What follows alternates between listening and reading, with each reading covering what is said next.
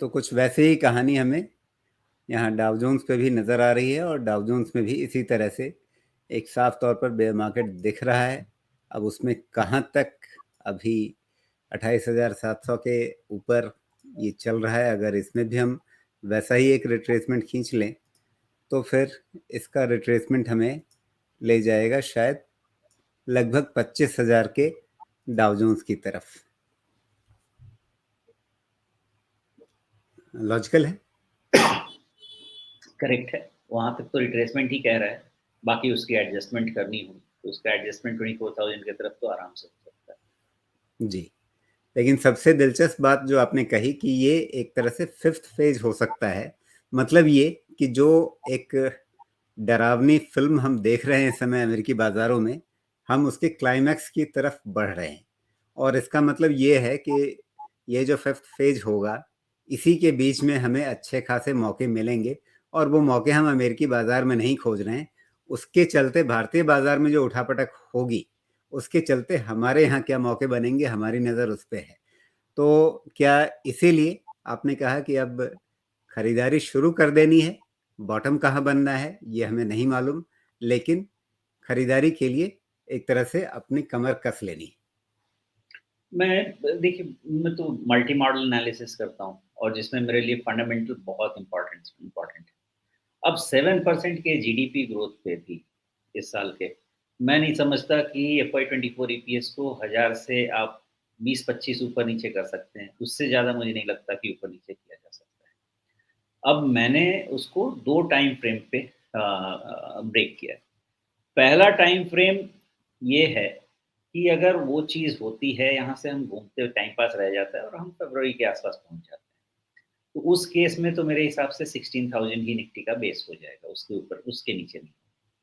लेकिन अगर अक्टूबर में थोड़ी फॉल एक्सेंचुएट हो जाती है, तो हमें एट लीस्ट उसको लेके जाना पड़ेगा टुवर्ड्स 16 के आसपास का फॉरवर्ड पी करना पड़ेगा। और फिर आप उसको डबल टॉप मॉडल में डालिए। तो उन सब के हिसाब से आपको worst case bottom 15, 15 and half का निफ्टी पे दिखना चाहिए। तो मल्टी मॉडल एनालिसिस में यही कहता है कि मुझे 16,500 के पास खरीदारी शुरू करनी है अपने फेवरेट सेक्टर्स में, और 15,500 के आसपास अगर जाती है तो कंप्लीट खरीदारी करके बैठ जाना है। अब उसके बाद बेयर मार्केट आता है कि बुल मार्केट आता है, वो तो भगवान जानता है। लेकिन अगर ये सिचुएशन है तो 16,500 के पास से खरीदारी शुरू कर रहे हैं हम। 15,500 के पास जाते-जाते फुल्ली इन्वेस्टेड रहेंगे और उसके बाद इंतज़ार करेंगे, बिकॉज़ आपका टेक्निकल भी यही कहेगा, फंडामेंटल भी यही कहेगा और बाकी लॉजिकल भी यही कहेगा। क्योंकि पेसिमिज़्म में ही खरीदना है, अभी तक तो हम करते आ रहे हैं काम। और जब ये चल रहा था, जब बातचीत शुरू हो गई थी कि अब तो 21,000 के पहले निफ्टी नहीं निकलेगा, मैं और आप बात कर रहे थे, हमारे लोग हमें सुन रहे थे साथ में, और हम कर क्या रहे थे? बेचने के अलावा क्या काम कर रहे थे? उसके अलावा हम कोई काम नहीं कर रहे थे, अगेंस्ट ऑल द ऑड्स। अब पूरी दुनिया बर्बाद हो जाएगी और हम खरीदेंगे, यही तरीके से। जी, तो इस बीच राजीव बंसल जी पूछ रहे हैं कि ये पांचवा फेज किस चीज़ का है। तो ये पांचवा फेज हमारा S&P 500 और डाउ जोन्स, इनमें जो कमज़ोरी है, इस कमज़ोरी का पांचवा फेज, इसको थोड़ा एक्सप्लेन कर देंगे, जैसे अगर ये पांच फेज कहाँ से कहाँ तक, ये थोड़ा दर्शकों को ठीक से समझ में आ जाए।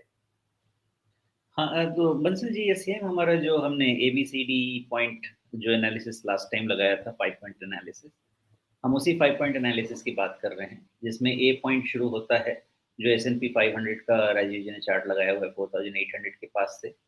और यहाँ से हमें एक क्या ट्रफ एंड क्रेस्ट निकालना होता है, एनालाइज करके कि कहाँ-कहाँ पे वो पॉइंट्स बनते हैं।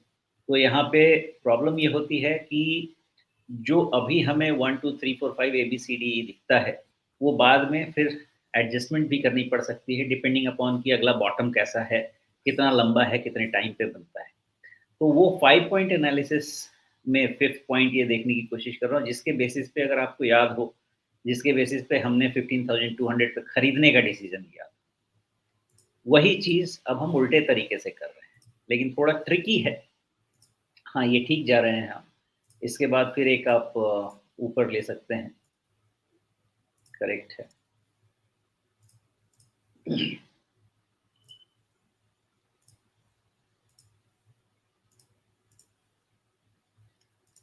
चलिए, तो यहाँ पर ये 5 पॉइंट जो हैं, वो क्या हैं, वो एक तरह से हम समझने की कोशिश कर रहे हैं कि ये कहाँ तक जाएगा अभी पता नहीं, इसे कहीं भी बीच में छोड़ देते हैं। ये कहाँ तक जाएगा ये खुद ही जानेगा, बिकॉज़ फिफ्थ को जो फिफ्थ पॉइंट है, इसका एनालिसिस बहुत क्लियर नहीं होता है। वो जब हो जाता है तभी पता चलता है। अगर अपने को 2008 का मार्केट याद हो, 2020 का मार्केट याद हो, तो जितने भी एलियट वेव जो स्टडी करते हैं, मैं उतना नहीं जानता हूँ एलियट वेव, सिर्फ 5 वेव्स तक मैं रीड कर सकता हूँ, उसके बीच के वेव्स भी रीड कर सकता हूँ, लेकिन जो छोटे-छोटे वेव्स हैं मैं उतनी ज़्यादा रीडिंग नहीं करता, मुझे उतनी आदत भी नहीं। लेकिन आप जितने भी एलियट वालों को सुनेंगे, तो 2020 के मार्च में निफ्टी 5000 जाने वाला था, फिफ्थ वेव का प्रेडिक्शन। कहाँ गया? नहीं गया। अभी जितने भी एलियट वेव थे, उनके हिसाब से निफ्टी मुझे नहीं लगता कि 15,000 भी क्रॉस करनी चाहिए थी। फेल हुआ, 18,000 तक गया। इसलिए जो लास्ट वेव है ना, उसमें बहुत स्टबर्न नहीं होना चाहिए, जो कहता है वो सुनना चाहिए और उसके हिसाब से अपनी स्टडी को एडजस्ट करना चाहिए। स्टबर्न हो गया कि मैंने लिख दिया, वहाँ पे मैंने खंबा गाड़ दिया कि वो लेवल पे जाके ही फिफ्थ वेव वापस आएगा, वो सही चाहिए। जी, तो ये रही बात अमेरिकी बाज़ारों की, इनके चार्ट्स की, और उसको हमने समझा इस लिहाज से, इस नज़रिए से कि हमारे बाज़ारों पर क्या असर होना है और उसके लिए हमें अपनी रणनीति क्या बनानी है। एक तरह से ये एक डिस्क्लेमर भी है हमारी इस बातचीत का कि हमें अमेरिकी बाज़ारों की चर्चा क्यों कर रहे हैं। हम अमेरिकी बाज़ार के निवेशकों के लिए नहीं कर रहे हैं, हम भारतीय निवेशकों के लिए ही कर रहे हैं कि हम अपने बाज़ार को समझें, क्या असर होना है हमारे ऊपर।